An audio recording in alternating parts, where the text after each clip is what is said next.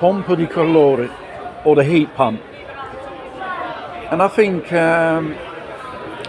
many professionals in the sector advise not to buy this type of product. Does not heat the environment like a gas. This is electric. This is 4 times more, uses energy because it uses electricity. And the output as heat and hot water is absolutely ridiculous. And this is a very expensive piece of hardware as well. Tax deductions up to 65%. Bonus on your electricity bill is all hogwash. They want to take away your gas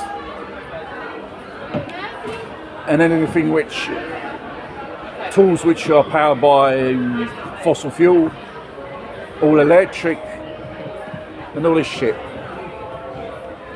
Whoever buys this thing, it must be a real mug.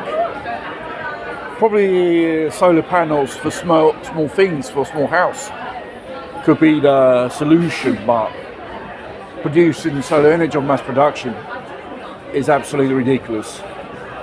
Plus in 25 years time, these panels you have to throw away.